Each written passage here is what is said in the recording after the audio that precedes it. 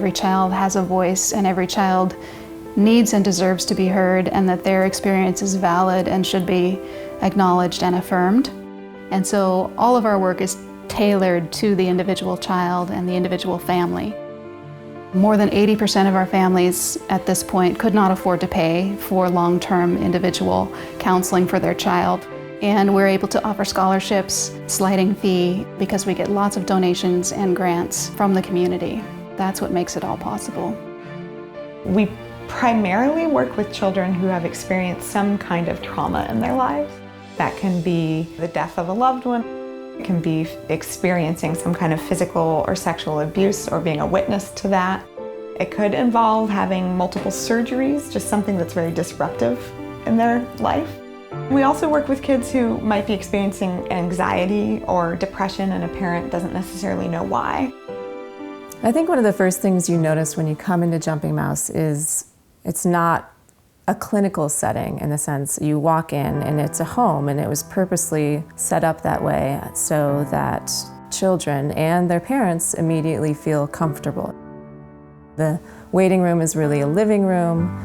Parents often sit there while their children are in therapy. We wanted to create this really safe, home-like space for the kids, but also for the parents. Our vision is weaving this really tight web so that nobody can fall through the cracks. Hey there! Chloe was brought to Jumping Mouse by her mother. Her parents had been separated for about a year, and her father was suffering from severe post-traumatic stress disorder. It was to the point where Chloe's mother was concerned about whether or not he was a safe parent, and that Chloe was taking on a kind of responsibility for her father's mental health and happiness. You can take any of these toys that you see and put them in the sand tray and make whatever you want in the sand. You need to be safe, I need to be safe, and the toys need to be safe. Other than that, this is really your time to do what you want. By taking the approach of play therapy, you let the child explore in a language that they understand, and you listen to them in a language that they are speaking in, and you give them a chance to navigate and find their way and understand more about their emotional self and heal, so that you can relate to the child in a way that suddenly there's less conflict. The relationship is really the most singular, important tool that's in the room. Once that is formed, I think there's almost like kind of pressure in the room that the child has said, all right then, let's go. Chloe came into the counseling room very precocious, and she got right to work. So the very first tray that she made had this wooden sinking ship in the middle of the tray with a lifeboat next to it. And she said to me, the ship in the middle was sinking, and that in order to survive, the lifeboat had to get away from the other ship or it would be pulled underwater with it. This was an image that she used throughout her entire therapy. I thought it was just so significant, really, that her first tray was this image of this force, this sinking force in her life, and this recognition that in order to survive, this lifeboat had to get away. They learn, some for the first time, what it is to have an adult person care for them, love them, stand with them through troubles. It doesn't come quickly. Good job. But that's the life change that takes place. And you realize that we have succeeded in creating that environment that they are changing, in essence. What makes us unique is the child is at the center, and the therapy will last as long as needed for that particular child. It could be 6 months, it could be 3 years. And that scheduling is the same room, the same therapist, the same time every week, so that the child can come in a predictable place so that the unpredictable can visit. This sand tray was so different from any other tray that Chloe had done. Her mother informed me that she would not be seeing her father for a very long time, possibly never again. It was chaotic, it was messy, it was kind of violent looking. This was almost like a vomiting for her of just tension, anger, everything that she had been holding in her body since I had met her. Shortly after this tray, her stomach aches went away, and she was able to sleep on her own again. This is one of her very last trays. You can see that it's the same wooden ship from much of her work and from the very first tray. And she said to me, sometimes wooden ships are too fragile to salvage. I wasn't trying to fix the unfixable, it was just an acknowledgement of something painful that had happened in her life and sort of an acceptance of it. I worry about our future generation. I worry about breaking the cycles of adverse childhood experiences. And I know that in order to break that cycle, community partners have to address the child, the parent, the family system, and no one agency can do that alone. Jumping Mouse brings an experience and an expertise that we don't have in our schools. We're not therapists, and we won't be. Our primary duty is to educate, but we need to be informed therapeutically. We need to understand what a therapeutic response will be in a situation where it's warranted. And that's where they come in as partners for us.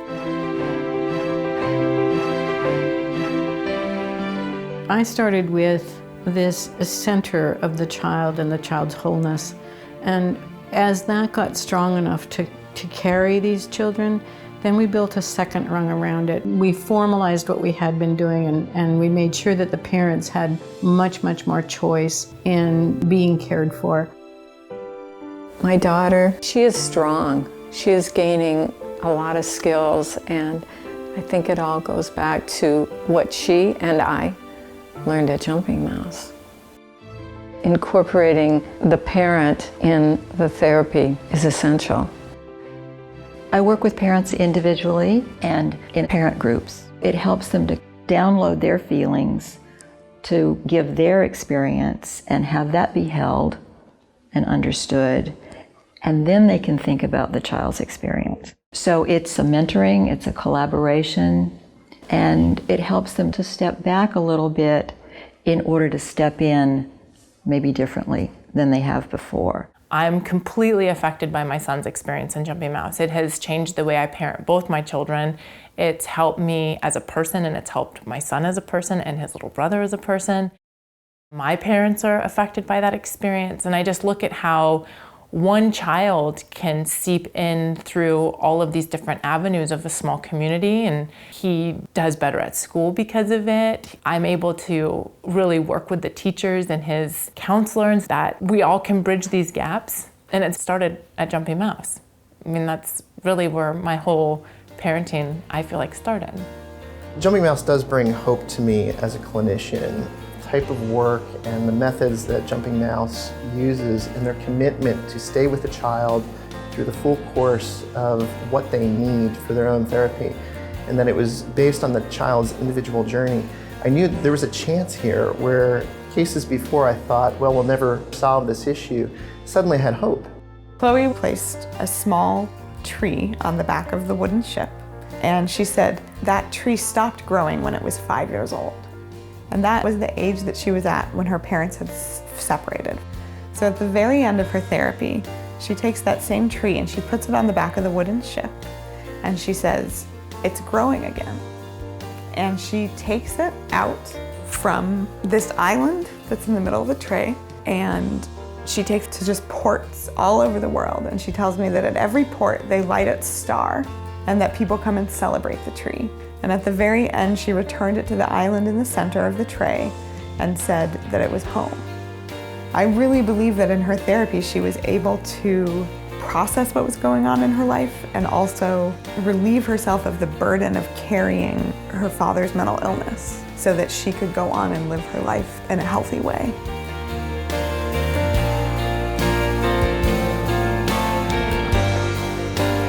I really think of these as all of our kids, and that it's really important that we're all invested in taking care of our kids. I see some incredible kids that can really, really give us gifts in the world, in the community, and we need that. Kids who are struggling are not bad kids and don't need to be fixed. They just need to be recognized and understood. To me, that's really a big part of healing what's going on in the world. We each have a part in that.